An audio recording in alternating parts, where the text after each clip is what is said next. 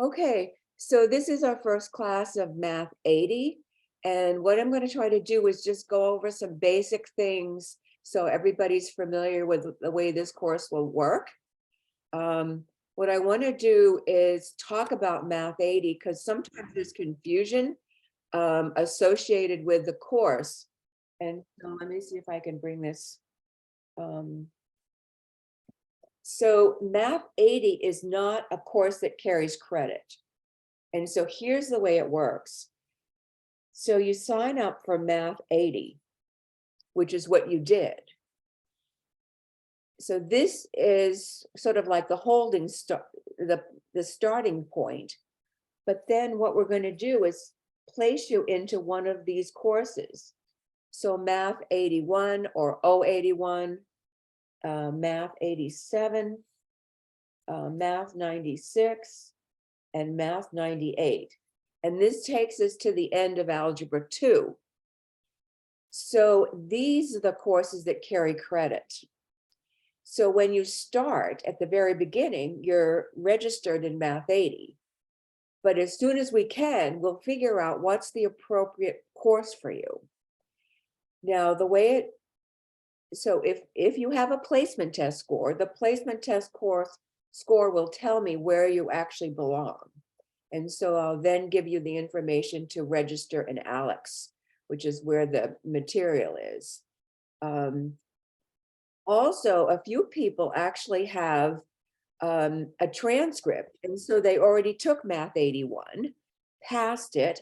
And so then I could immediately, with that information, I could assign them to 87 or wherever you are. And so this is the way it's going to work. But all of these courses are the ones that carry credit. And so that's where you would actually get your credit. And so at the middle of the quarter, February sometimes, I'll tell registration which course you're in. And then that's the course that will be graded, and that's the course that will carry credit. And so it's not a bad thing. We're getting you out of this course into a course that carries credit. And so, but that's the way it works. And so people get confused about Math 80, Math 81. This is the holding course. This is the beginning course. So that then I can figure out this week where you belong, and then you can get started. Now, the good news is it's possible to do more than one course in a quarter. So when you start a course, you complete the topics. You take a mixed review, which is sort of like a practice final. You take the final on Zoom, and then immediately I can move you to the next course. And so then that would, allow you to cover more than one course in a quarter. And so that's what we're trying to do. There's two versions of each course. And most people will be into a course where there's due dates. So there's modules. For instance, this course has 6 modules. And so that's basically a group of topics. And so there would be a due date to finish that module, the first module, and a due date for the second one. And so this keeps you from failing, failing to finish the course in time. And so the due dates will just keep you on track. Now, the other thing, when we get over to the website and also to the syllabus, we'll see that part of the grade is putting in the time. And I've made it 5 hours a week, and you may need more, but you're graded on putting in the time so that you complete the topics. So I really want to avoid anybody taking a 3-week vacation in a 10-week course, which people do, by the way. And then at the end, there's no time left to finish. And so this way, each week, you'll put in your 5 hours. Now, the simplest thing to do is to attend class, and you've got 2 hours done. And you'll work on your topics, and everybody would be together, but working on the topics. During class time, I literally talk to people individually, so I can move you into a separate room, talk it through, maybe do tutoring, whatever is needed, and make sure everything's going well. And so that takes care of 2 hours a week. And then you put in the other time. And if you're trying to cover more than one course, which you might try, then you might want to put in more time. It just depends. Everybody's time frame is different. You know, how much time they actually have to work on these courses. But the real goal is once you start a course, you finish it. You need to finish the topics. That's the minimum. And if you can do more than one, great. And so what happens when you get into a course in Alex, which is where they have the course topics, you'll take an initial knowledge check. And so what they do is they give you a little quiz, I don't know, 50 questions or so, to see where you stand. And so the minute they realize, oh, you can do decimals, you can do percents, then they design the course so that they work on the topics you're missing. So it's for you. The course is for you. And then at the end, you take the final. Okay. So any question about that so far? So it's designed based on how you do on that initial knowledge check. Then they can see, oh my gosh, I once had somebody that got 100% on the initial knowledge check. Well, they were in the wrong course. I immediately moved them. Or somebody, or another student might do like almost all the courses, then they can finish up that course and move to the next course. So if we work together, we can figure this out, what will work best for you. Any questions about the general idea? And so if you have a question, you can just turn your mic on. There's not that many people here, and speak. Anything so far?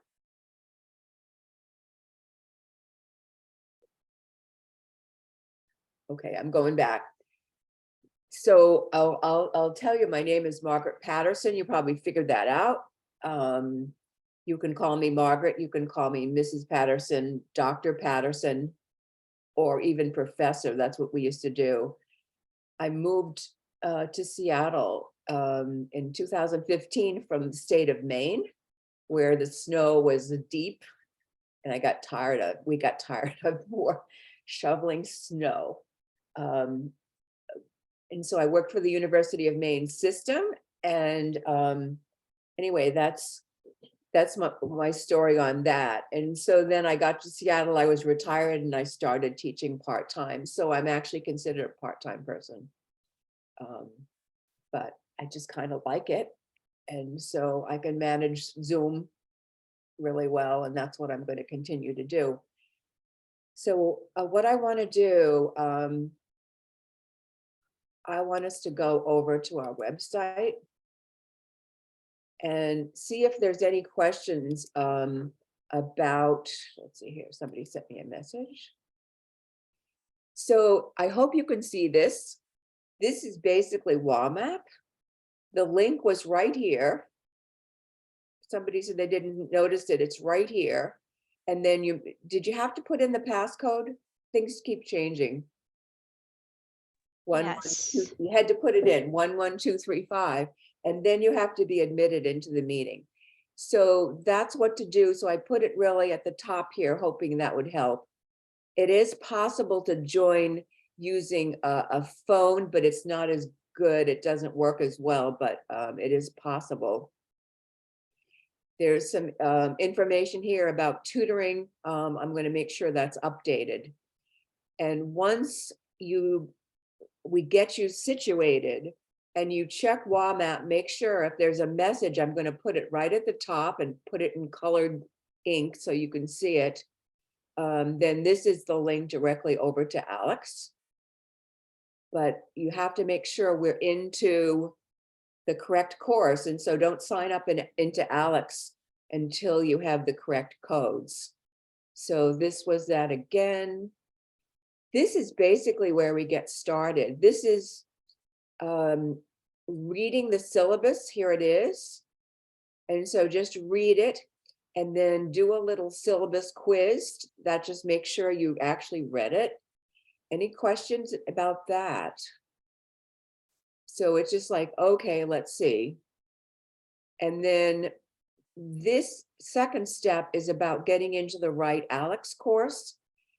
And so several people have already done this already, and this is great. So if you have an ALEKS or a Compass placement test score, I can then look at that number and tell you which is the right course for you. And also if you have a transcript, so you could scan it or take a picture of it, something in the last 3 years so that it's current. And if you have neither, if you don't have a placement test score, if you don't have the, you haven't taken any of the courses at Seattle College, the math courses, then we can put you in Math81, which is that first course. And then if you're able to, you can get in and out of that course quickly. And so there's also some information about ALEKS here. And more Zoom meetings, honestly. So this is the calendar. It really is just, here we are. That's the Zoom class, 10:30, and it goes for a little over 2 hours. And that's about it. So what I want to do is go over to, no, I want to go over to this.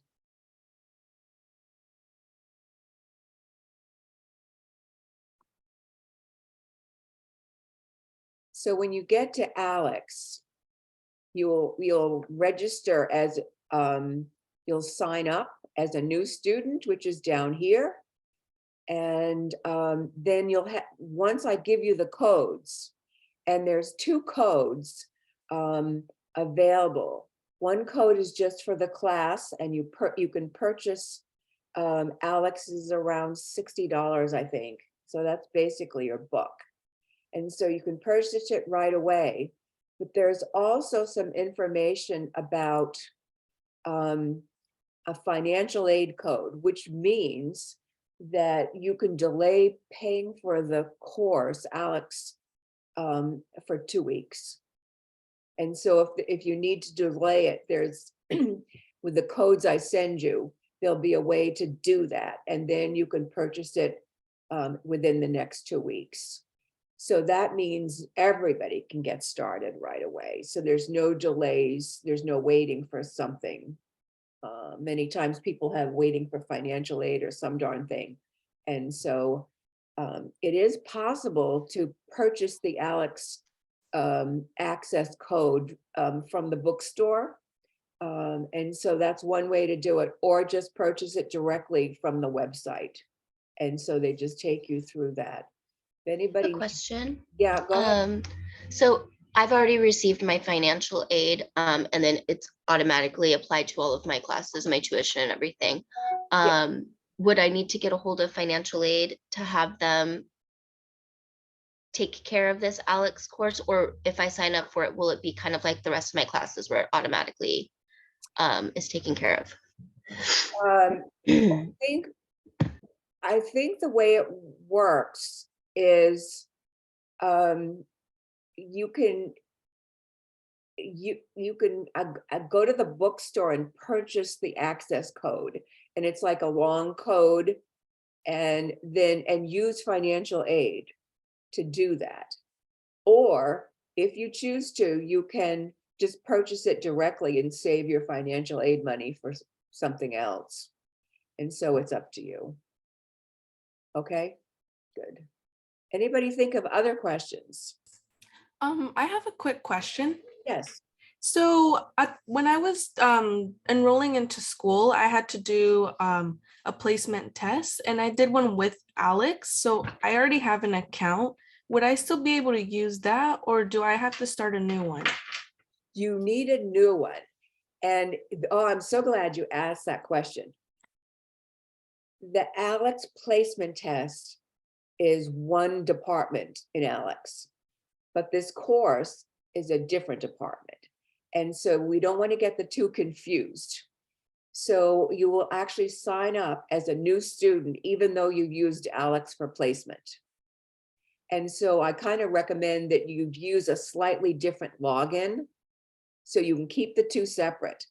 Because when you get into the course, it'll say it's a box and it'll say, you know, let's say it's Math 81. It'll say Math 81, it'll say Margaret Patterson, it'll say Seattle Central, and it should not say placement, because that will not do it. And so you basically just, they're two separate things, both in Alex, but you don't want to get the two confused.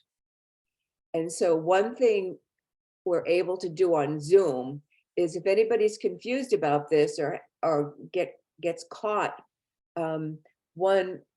it's real easy for me to contact tech support for Alex. And so, or you can do it. And the second thing is, I can actually get it so that I can see your computer, so that I can actually see what's happening. And so that's totally possible for me to actually, if something goes wrong, we can set it up so that I can see what you're seeing, and then we can sort it out from there. Do you see? So I don't know if you're familiar with Zoom, but there's lots of possibilities. We try to use them. So my goal is to get everybody into a course as soon as humanly possible. Now, if somebody knows that regardless of their placement test, they need to start at Math 81. If that's the case, I'd like to get them the right codes right now. Is there anybody that knows in their heart of hearts they need to be in Math 81 and start out there? Then that's what I need. I need to know who that would be. I'm going to I'm not sure until I kind of know exactly